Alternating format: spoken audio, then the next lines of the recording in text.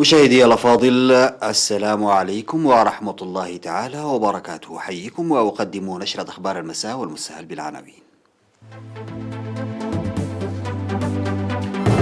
إصابة 3 أشخاص بكورونا اليوم.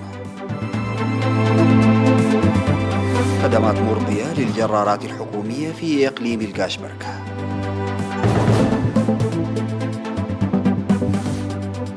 انتشار وتطور المؤسسات التعليمية في الإقليم الجنوبي ب500%.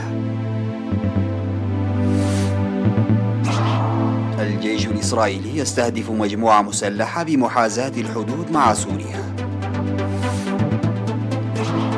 قتلى في هجوم لعناصر من داعش على سجن في جلال آباد. وانهيارات أرضية وسيول بعد أمطار غزيرة في جنوب آسيا.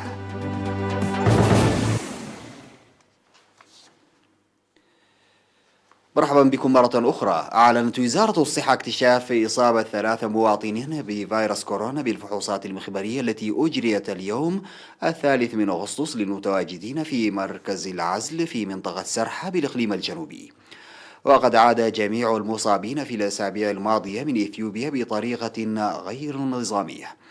بهذا بلغ عدد الإصابات بفيروس كورونا في البلاد حتى اليوم 282 إصابة، شفي منهم 225 مريضا، ولا يزال 57 يتلقون الرعاية الصحية في المستشفيات.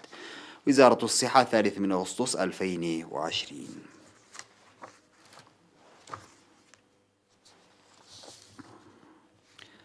قال المسؤول الفني لمؤسسة الغلال والمواشي في بارنتو الرائد بيانير إن أنشطة فعالة تنفذ بالتنسيق مع ممثلي السكان ووزارة الزراعة لإيصال خدمات الجرارات الحكومية إلى الجميع بأسعار مناسبة في إقليم القاشبركة.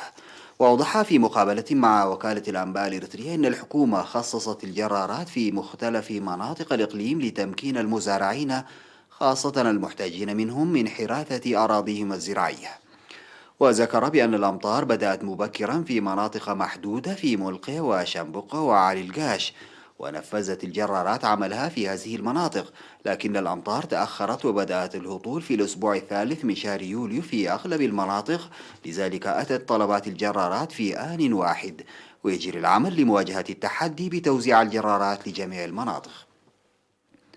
وأشار إلى أن سعر الحراثة بالجرارات الحكومية يتراوح من 300 إلى 350 نقفة في الساعة حسب المعدات المستخدمة، ولهذا السعر فارق يبلغ حوالي 700 نقفة مع الجرارات الخاصة، داعيا الإدارات للتعرف على ذوي القدرات المحدودة لمنحهم الأولوية.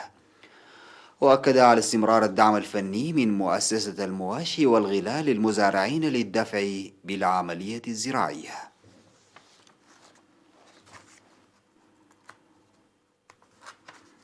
شهد القطاع التعليمي في الإقليم الجنوبي انتشارا واسعا وتطورا ملحوظا منذ غداة الاستقلال بنسبة بلغت 563% بفضل الاستثمار الضخم الجاري في هذا المجال.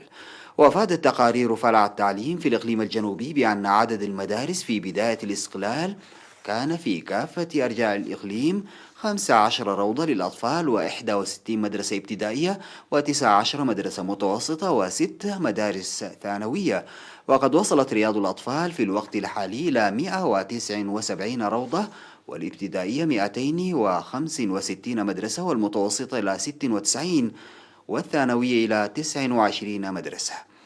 وفيما يتعلق بمشاركة الطلاب في التعليم، أشار التقرير إلى وجود 36 ألف طالب بكافة المراحل التعليمية في السابق، ليرتفع في الوقت الحالي إلى أكثر من 200 ألف طالب، فيما ارتفعت نسبة مشاركة الإناث في كافة المراحل إلى حوالي 600%. كما استطاع غالبية الأطفال الذين لم يتحصلوا على الخدمات التعليمية لمختلف الأسباب استطاعوا من متابعة تعليمهم جيدا بفضل الجهود الجارية لإلحاقهم بركب التعليم. فيما فتحت مدرسة داخلية في مدينة القمحرة لمتابعة ومواصلة التعليم للذين توقفوا عن الدراسة المتوسطة والثانوية بسبب بعد المدارس وكذا المشاكل المعيشية. وأشاد فرع التعليم في الإقليم الجنوبي بدور ومساهمة المواطنين في صيانة وإكمال النواقص في البنى التحتية بالمدارس. يقوم سكان مناطق أفتى وزولا وحدش بمديرية فرو بإقليم شمال البحر الأحمر ببناء قنوات لتحويل السيول القادمة من الهضبة لتنمية مزارعهم مدعومين بآليات شركة البحر الأحمر. وأوضح مسؤول التنمية الاقتصادية في المديرية السيد صالح إبراهيم لوكالة الأنباء الإريترية بأن العمل يأتي مواصلة للأعمال المماثلة التي بدأت خلال الأسابيع الماضية بالطاقة العضلية والثيران، والتي تهدف إلى دعم وتقوية الأعمال المنجزة سابقا بالآليات. وأشاد السيد صالح بالمبادرة السكانية والدعم الحكومي لتمكين المواطنين من الاستفادة الجيدة من السيول القادمة على مرحلتين، داعيا لإيجاد حل دائم للمزيد من الفعالية. وأشار المزارعون في تلك المناطق إلى ري مزارعهم بشكل جيد هذا العام بفضل أنشطة النفير التي نفذت قبل قدوم السيول، وأشادوا بالدعم الآلي الذي قدم لهم معبرين عن أملهم الكبير في حصاد إنتاج وفير. وأفادت المعلومات الواردة من إدارة مديرية فرو بأن السيول القادمة من الهضبة تروي هذا العام 2791 هكتارا في مناطق زلا وأفتاه وحدش. أفاد مدير مديرية الرعت السيد هبتاب قبراب بأن الجهود الجارية لتأمين خدمات المياه في بلدة طيعو حققت نتائج جيدة. وفي اللقاء الذي أجراه مع وكالة الأنباء الإريترية أشار إلى أن المضخة الوحيدة التي ظلت تقدم خدمات لم تستطع من تقديم خدمات جيدة بسبب تزايد أعداد السكان والتطور الاقتصادي، مما نتج عنه شح في المياه، ومن ثم توزيع المياه من كافة نقاط التوزيع مرة واحدة في الأسبوع. ولحل هذه المشكلة أضيفت مضخة أخرى أكبر حجما لإيجاد حل نسبي للضائقة. في الختام قال السيد هبتاب بأن المشروع المنجز حتى الآن يأتي ضمن الجهود الجارية لتوسيع خدمات المياه في المدن والبلدات، مشيرا إلى استمرارية العمل حتى بلوغ الهدف المنشود. هذا وتوجد مصادر مياه بلدة طيعو على بعد 10 كيلومترات من البلدة. نتوقف سادتي مع فاصل قصير ومن ثم نعود لمواصلة الأخبار.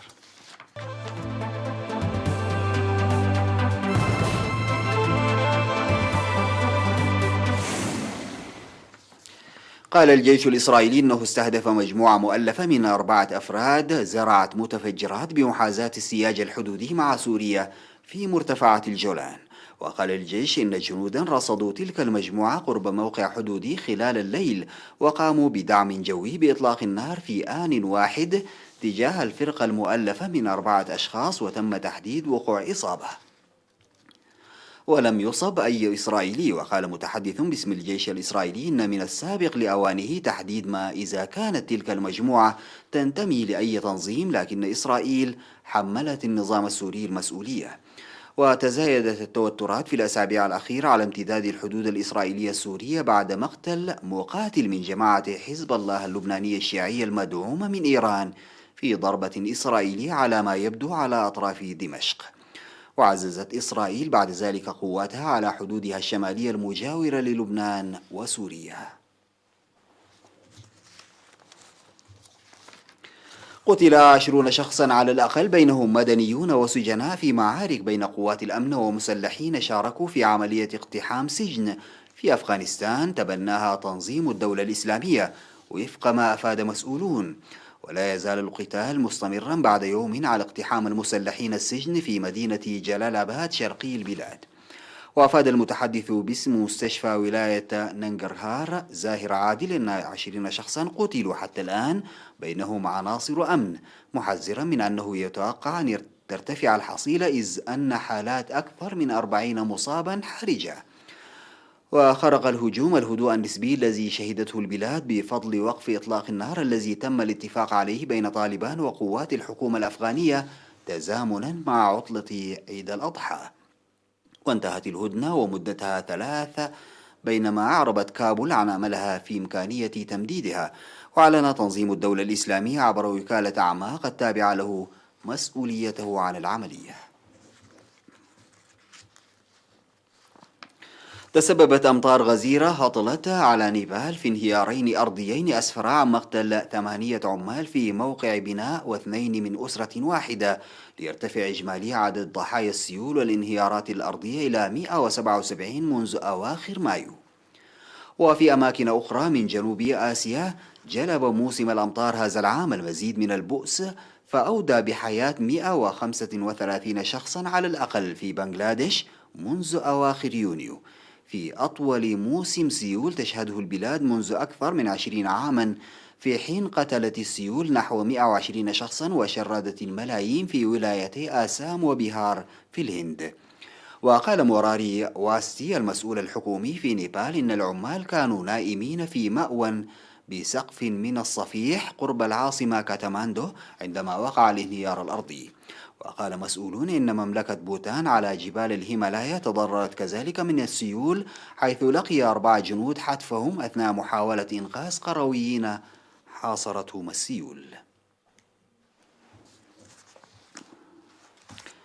عاد رائدا فضاء أمريكيان إلى الأرض في مركبة سبيس إكس بعد شهرين في محطة الفضاء الدولية في ختام مهمة ناجحة تمهد لرحلات منتظمة مأهولة مع هذه المركبة الفضائية الجديدة لوكالة ناسا. ويمثل هذا الحدث أول هبوط لمكوك أمريكي مأهول منذ مهمة أبولو سيوس في العام 1975. وفي أقل من ساعة انتقل بوب بيهنكن وداك هورلي بمركبة كرو دراغون من سرعة 28 ألف كيلومتر في المدار إلى سرعة 24 كيلومترا في الساعة وقت الهبوط. وقد فتحت 4 مظلات كبيرة للمساهمة في التخفيف من السرعة. ويمثل الهبوط إنجازا غير مسبوق لشركة خاصة، وهبطت المركبة بعد دخولها الغلاف الجوي قبالة بنساكولا في خليج المكسيك، وهي منطقة تم اختيارها لتجنب عاصفة مدارية تضرب الشرق.